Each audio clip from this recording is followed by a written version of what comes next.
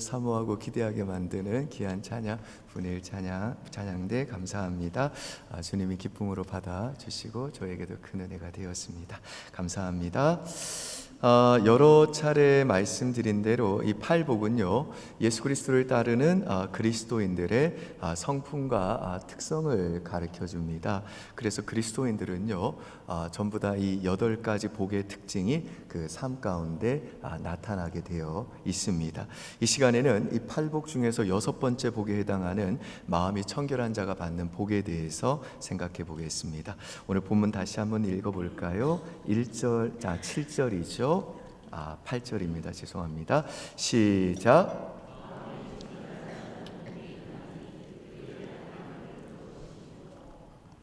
자, 여기 보시면 먼저 마음이라고 하는 단어가 나오죠. 여러분, 이 마음이라는 건 뭘까요? 성경은요, 우리 마음 안에는 3가지가 있다 그럽니다. 첫째는 마음 안에는 감정이 있다고 그래요. 레위기 19장 17절 보시죠. 시작. 너는 내 형제를 마음으로 미워하지 말며. 자, 이 말씀에 보시면 미움이라는 감정이 우리 안에 있는데 그게 어디에 속해 있냐? 마음 안에 있다는 거예요. 기쁨이라는 감정도 우리 마음 속에 있다고 성경은 말합니다. 시편 4편 7절입니다. 시작. 주께서 내 마음에 두신 기쁨은 그들의 곡식과 새 포도주가 풍성할 때보다 더하니이다. 마음속에 뭐가 있다고요? 기쁨이라는 감정이 있다는 거예요. 마음속에는 또 뭐가 있느냐? 염려도 있답니다. 요한복음 14장 1절 시작. 너희는 마음에 근심하지 말라. 하나님을 믿으니 또 나를 믿어라. 이 말씀에 보니까 근심을 어디에서 한대요? 마음에서 근심을 한대요. 그러니까 마음 안에는 염려, 기쁨, 미움과 같은 우리 인간의 모든 감정들이 다 들어 있다는 것입니다.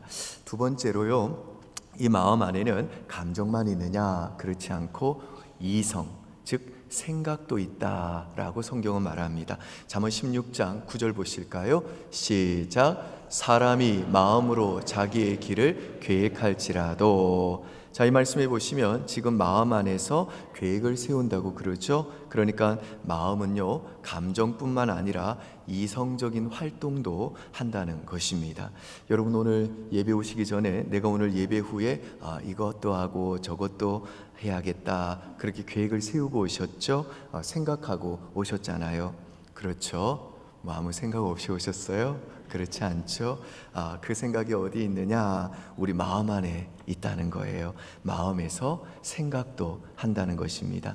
그러면 우리는요, 이제 마음은 감정이랑 이성이 합쳐진 것이구나, 이렇게 생각할 수 있습니다만은, 그런데 성경은 거기서 멈추지 않고요, 마음 안에는 또 하나가 있다고 말합니다. 그게 뭐냐? 행동이에요.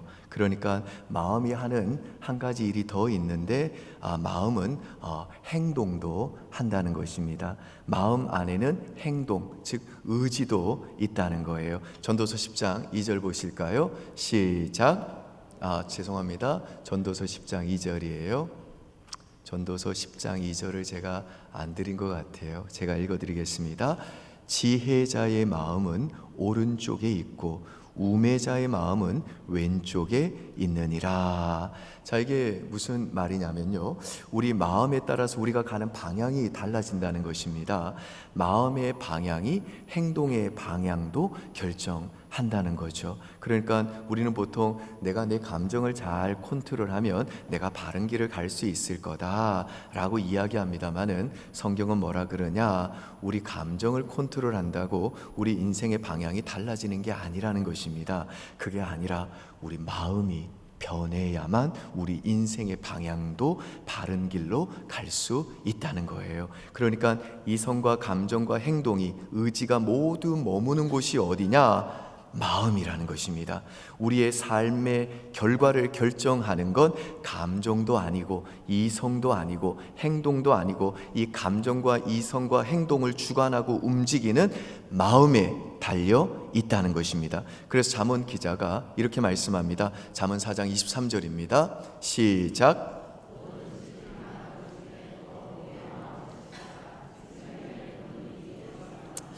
무슨 말이죠? 왜 마음을 지켜야 되느냐? 마음으로부터 생명이 나오기 때문입니다. 우리가 마음을 어떻게 지키느냐에 따라서 우리 인생의 결과가 결정된다는 것입니다. 그만큼 마음이 중요하다는 것이죠. 여러분, 그렇다면 마음이 청결하다는 말은 무슨 뜻일까요? 청결한 마음은 대체 어떤 마음일까요? 누가 대체 청결한 마음을 가진 사람일까요?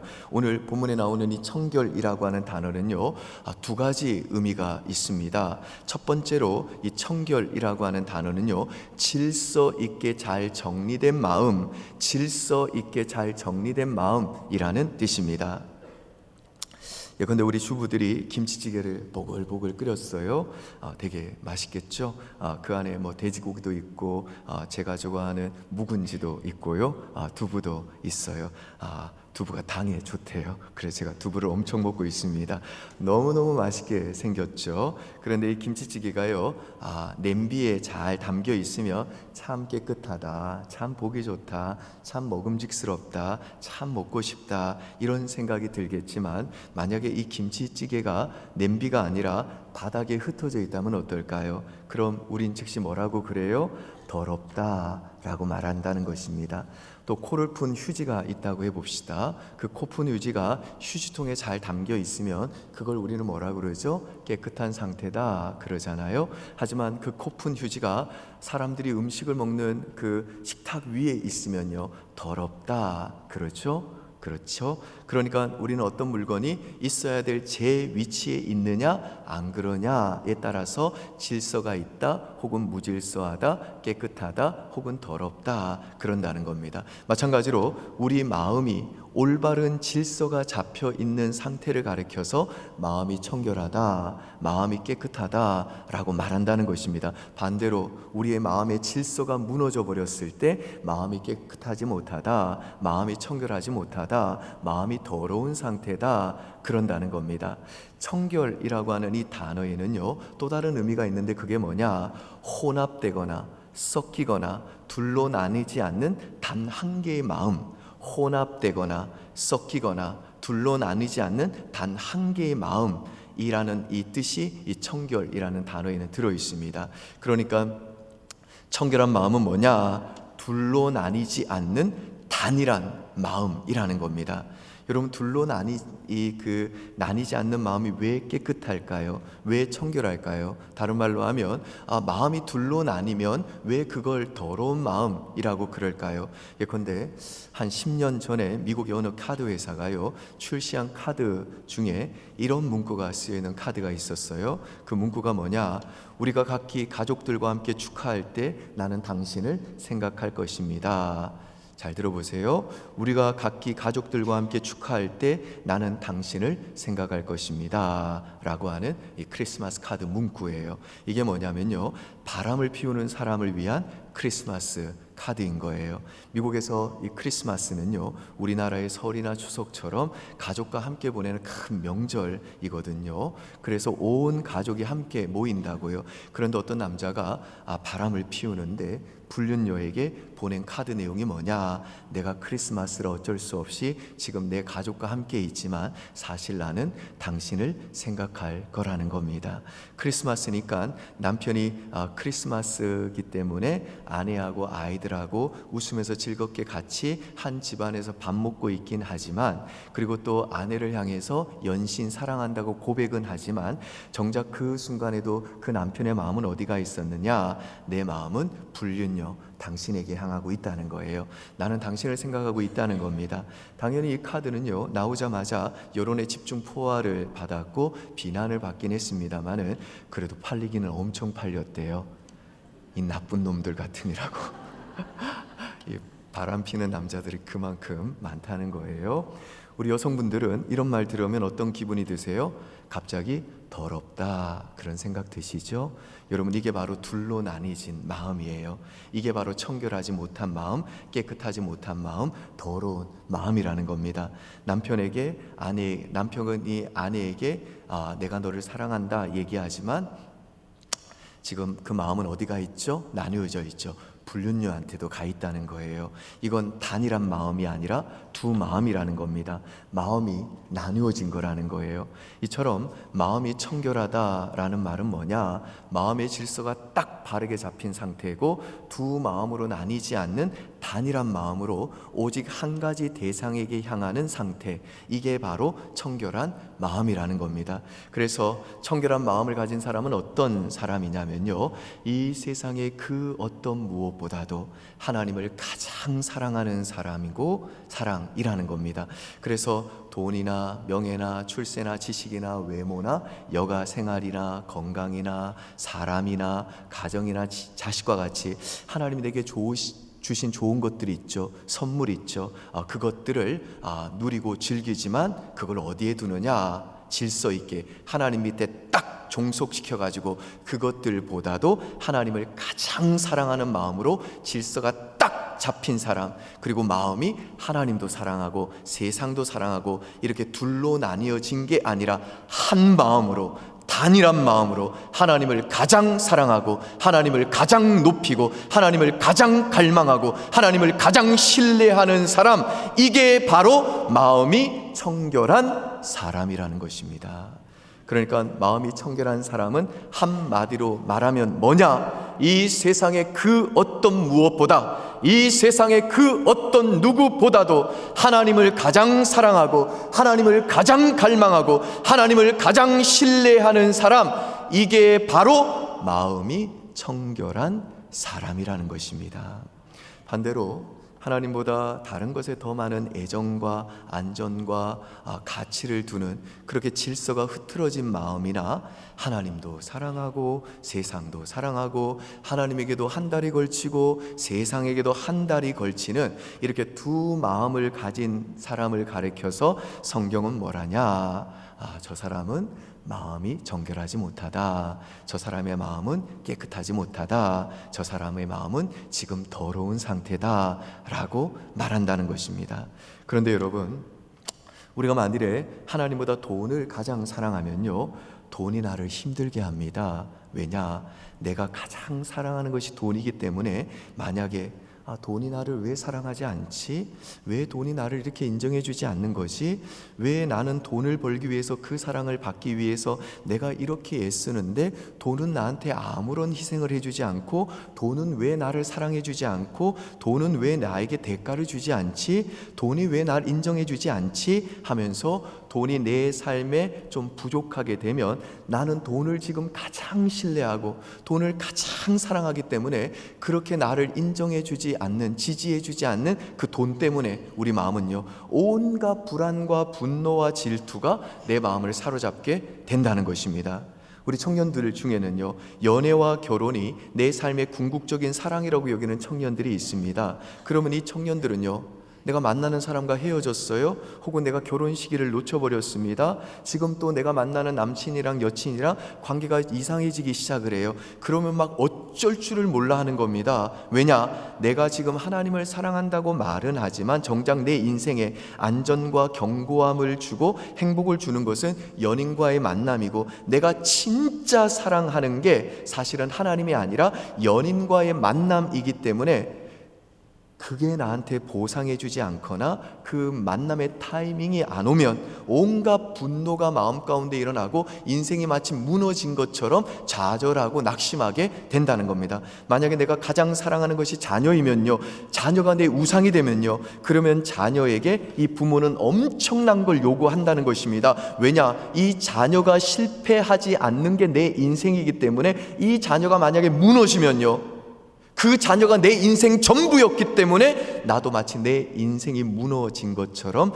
실패한 것처럼 우울함에 빠지게 된다는 것입니다. 내가 자녀를 가장 사랑했기 때문에 자녀가 나한테 보상을 좀 해줘야 되는데, 이 자녀가 잘 살았다고 말해줘야 되는데 그게 안 되니까 내 삶도 무너지게 된다는 겁니다. 자식이 부모의 우상이라는 거예요. 지금 마음의 질서가 나누어졌다는 겁니다. 하나님이 있어야 될 자리에 지금 자식이 있다는 겁니다. 마음이 지금 하나님만 향해야 되는데 자식에게도 가 있고 하나님에게도 가 있다는 겁니다. 마음이 청결하지 못하다는 겁니다. 이건 질서가 흐트러진 마음이고 두 마음을 품은 것이기 때문에 청결하지 못한 더러운 마음이라는 것입니다.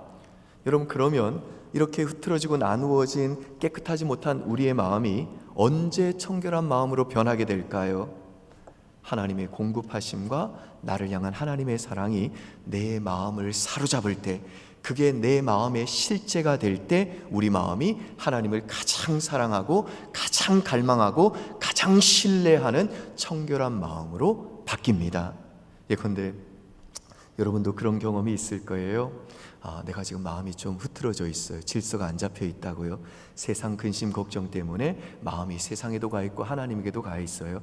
그런 상태로 지금 혹은 설교를 들을 때 예배에 오거나 또 큐티로 말씀을 묵상하는 순간이 있으시죠. 그런데 그렇게 예배를 드리고 큐티로 말씀을 묵상하고 기도하는 어느 순간에 갑자기 예수님께서 날 인도하신다는 그 사실이 막 실제로 내 마음에 다가오고, 내가 지금 정말 앞길이 막막하고 내 인생이 정말 꼬여가는 것 같지만, 내 자식이 너무너무 방황해서 속상하지만, 나 진짜 괜찮아, 나 지금 뭔지는 모르겠는데 나 정말 지금 감사해, 주님께서 내게 이거 주지 않아도 괜찮아, 주님이 내 구원 되셔, 주님이 내 소망 되셔, 이 세상의 모든 것은 흔들리고 변한다 할지라도 날 사랑하시는 주님은 안 바뀌어, 주님은 안 변하셔, 이 주님이 날 공급하실 거야, 내가 주님을 더 알기를 원해 라고 이 예수님의 사랑으로 내 마음이 딱 충만해질 때, 그때 비로소 하나님 밑으로 모든 게 종속이 되면서 내 마음이 하나님을 가장 사랑하고 가장 갈망하고 가장 신뢰하는 마음으로 질서가 딱 잡히고, 또 나뉘어졌던 내 마음이 다시 오직 하나님 한 분을 딱 바라보는 청결한 마음으로 변하게 된다는 것입니다. 그러니까 우리들의 질서가 흐트러진 마음, 나뉘어진 마음, 그래서 깨끗하지 못하고 더러워진 마음이 언제 다시 청결한 마음으로 변하게 되느냐? 내가 지금 사실 실제로 사랑하고 신뢰하고 있는 것보다 예배를 통해, 말씀을 통해, 기도를 통해 예수 그리스도의 사랑이 훨씬 더 믿을 만하고 의지할 만한 분이구나 라고 이 예수 그리스도의 그 아름다움을 믿음으로, 영적인 눈으로 다시 분명하게 보게 될 때, 그걸 진짜로 봤을 때 우리 마음이 예수 그리스도의 그 아름다움에 사로잡히게 되면서 청결한 마음으로 변하게 된다는 것입니다. 날 향한 예수 그리스도의 그 사랑이 내 마음에 진짜로 실제가 될 때, 그때 비로소 돈은 나에게 그 마음을 주지 않고, 내가 생각한 외모는 나에게 마음을 주지 않고, 내 자식도 나를 언제나 참으로 실망시키고, 인기는 나를 위해 희생하지 않는다, 내가 사랑했던 그 모든 것들이 사실 부질없는 것이었구나, 그걸 먼저 깨달은 다음에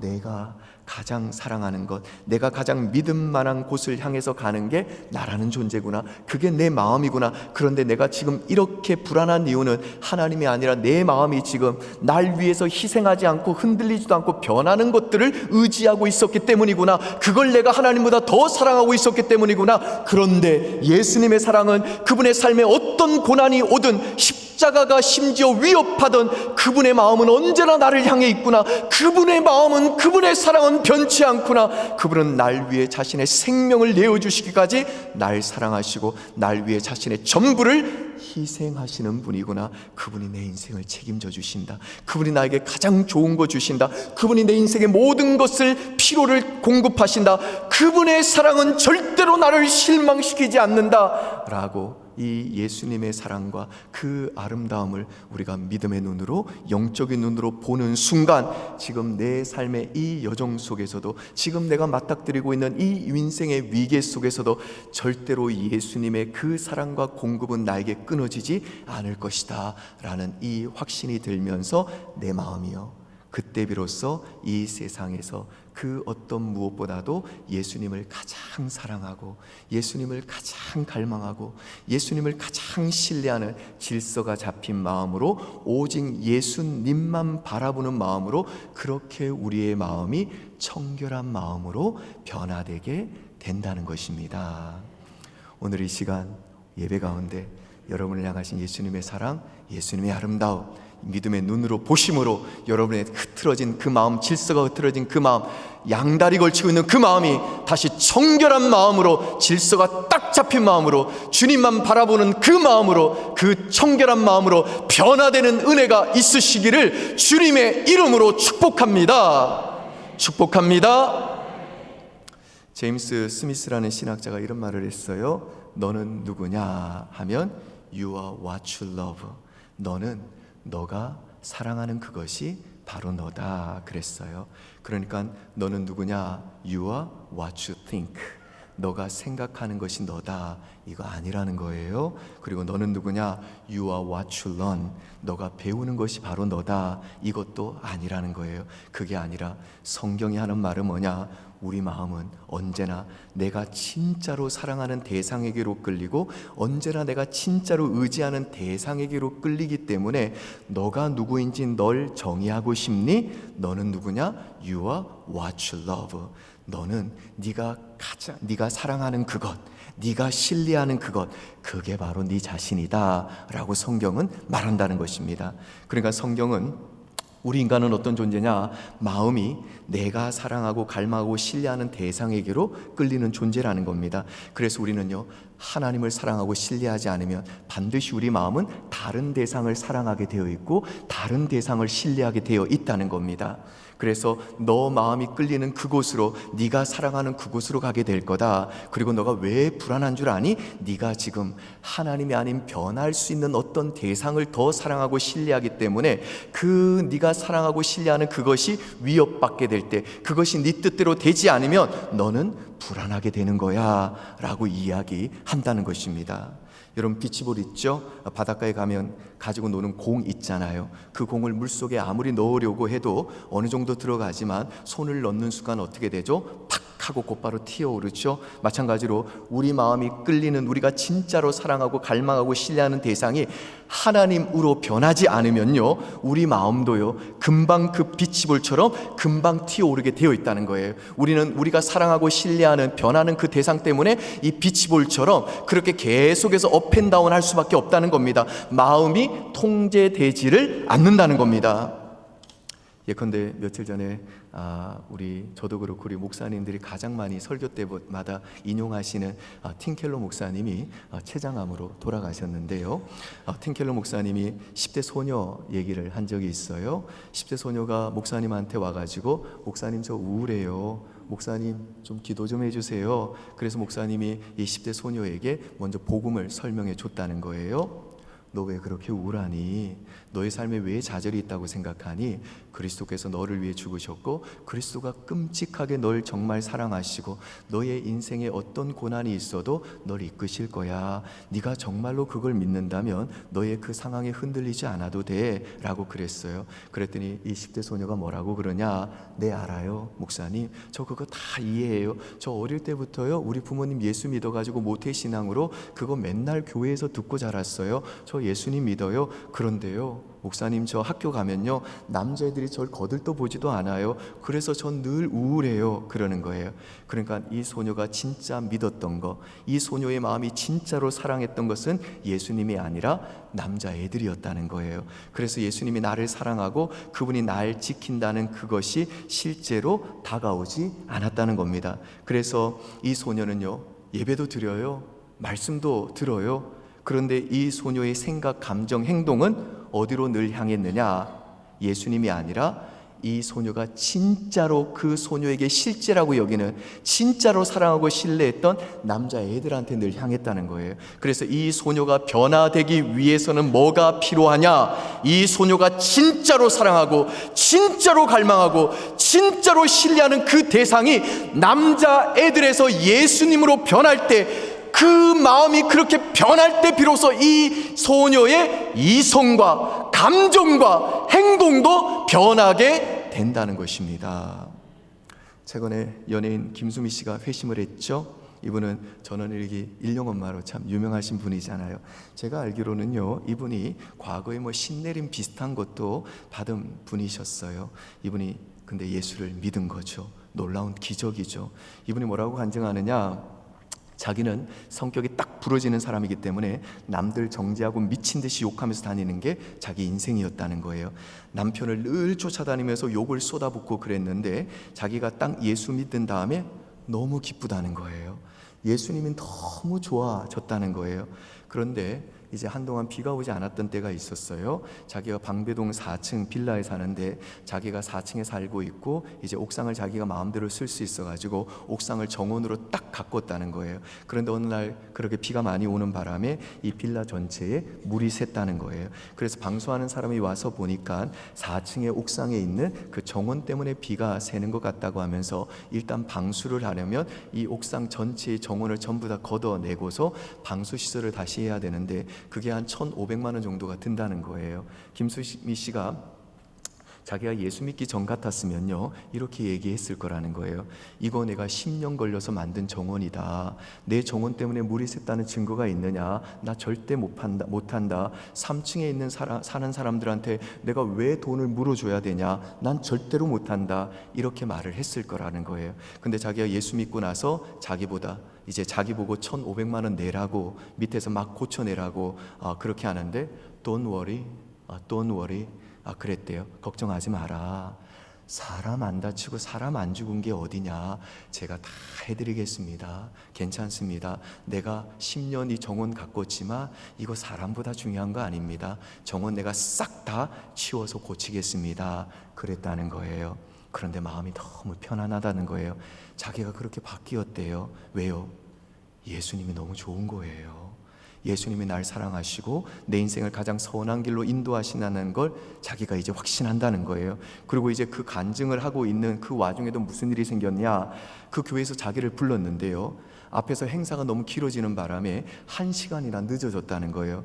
여러분이 연예인들은요 시간이 돈인 사람들이기 때문에 정해진 시간에 딱 시작을 안 하면요 정말 불같이 화를 내는 사람들입니다. 그리고 그 집회 장소가 지방이었기 때문에 자기가 이제 간증하고 또 늦은 밤에 또 이제 서울 집으로 올라가야 되는 거예요.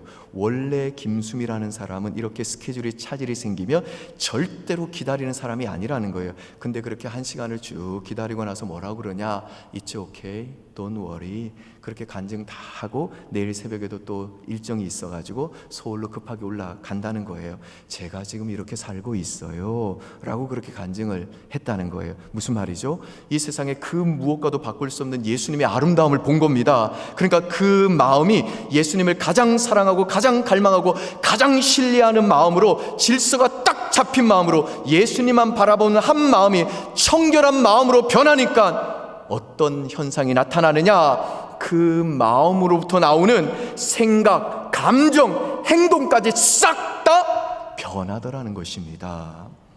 여러분, 김수미 씨 같은 사람도 변해요. 여러분과 같이 사는 그 남편 안 변할 것 같죠? 여러분의 자식들 안 변할 것 같죠? 그분들은 김수미 씨보다는 나아요.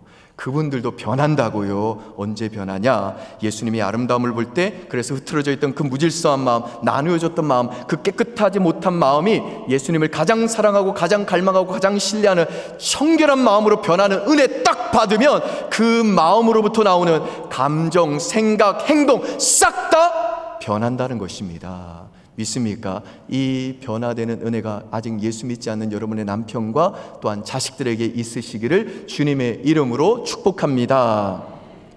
자, 그러면 마음이 청결한 자는 왜 복이 있는 걸까요? 왜 행복한 사람일까요? 왜냐하면 마음이 청결한 자는요 하나님을 볼 것이기 때문이래요. 오늘 본문 다시 한번 보실까요? 5장 8절 직역해서 읽어드릴게요.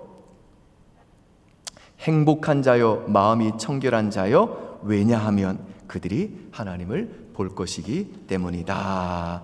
근데 여기에서 하나님을 본다는 말은 무슨 뜻이냐면요, 잘 들으세요. 하나님이 나를 받으신다는 것, 그분이 나를 사랑하신다는 것, 그분이 나를 안아주신다는 것을 내가 실제로 진짜로 영적으로 체험하고 경험한다는 뜻입니다.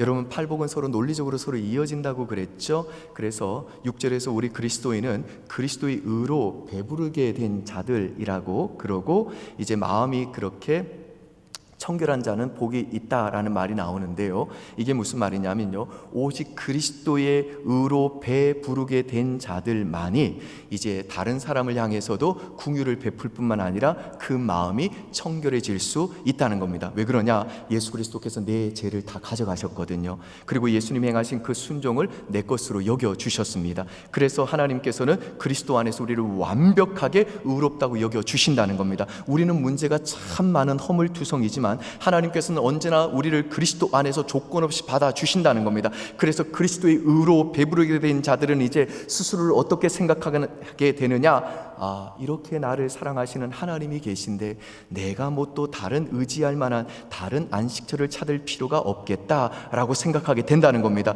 그리고 하나님이 그리스도 안에서 언제나 나를 조건 없이 받아주시고 안아주시고 그분이 나를 이렇게 예수님만큼 사랑스럽고 예수님만큼 귀한 존재로 인정해 주시는데 내가 아쉬울 게 뭐가 있느냐라는 생각이 든다는 겁니다. 그분이 나를 이렇게 인정해 주시고 높이시는데 지금 내가 가지지 못한 것 때문에 내가 슬퍼하고 좌절하고 낙심할 이유가 도대체 뭐냐라는 생각이 딱 든다는 겁니다. 그래서 우리가 이렇게 그리스도 안에서 하나님을 보게 되면 어떤 일이 벌어지느냐, 우리 마음이 그 좋으신 하나님을 단일한 마음으로 계속해서 갈망하게 되고 더 찾게 되고, 그래서 그분이 나를 인정해 주시고 받아주시는 것을 경험하는 이 선순환이 계속해서 반복되면서 우리들의 마음을 우리가 어떻게 하느냐, 이제 좋으신 그 하나님을 가장 사랑하고 가장 갈망하고 가장 신뢰하는 청결한 마음으로 힘써 지키게 된다는 것입니다.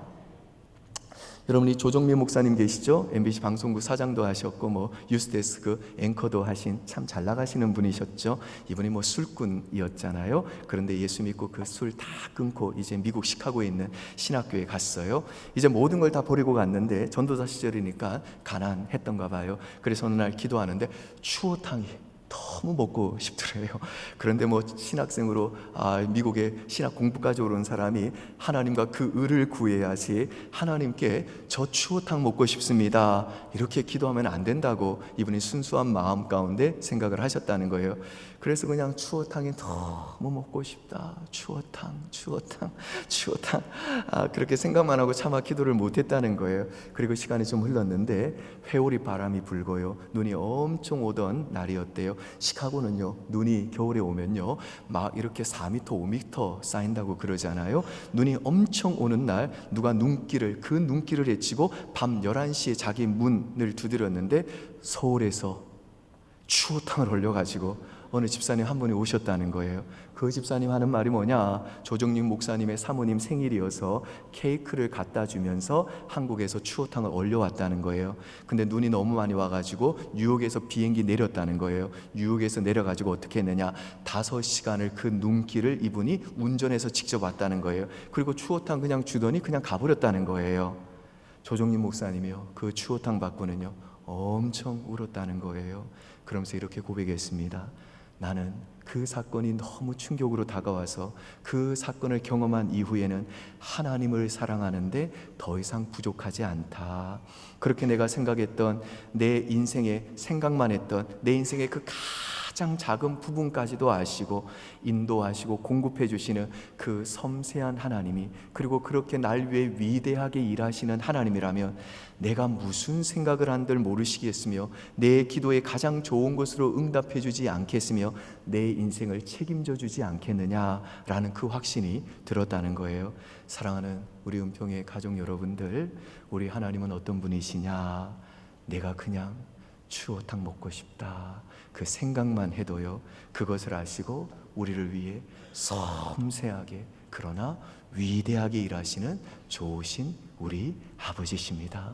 믿습니까 여러분? 아멘. 바라기는 부디 날마다 기도와 말씀과 찬양과 예배를 통해 이 세상의 그 무엇과도 그 누구와도 바꿀 수 없는 이 예수님의 아름다운 믿음의 눈으로, 영적인 눈으로 보시고 그분의 사랑이 우리 마음의 실제가 되는 은혜 받아 누리심으로 우리 마음을 늘 청결한 마음으로 힘써 지킴으로 날마다 그리스도 안에서 우리를 받아주시고 안아주시는 이 좋으신 하나님을 보고 또 우리를 위해 섬세하게 그러나 위대하게 일하시는 이 하나님의 인도하심과 공급하심과 이분의 안아주심을 풍성히 체험하고 간증하는 진정한 행복자로 살아가는 저와 여러분 될 수 있기를 주님의 이름으로 축원드립니다. 아멘. 기도하겠습니다.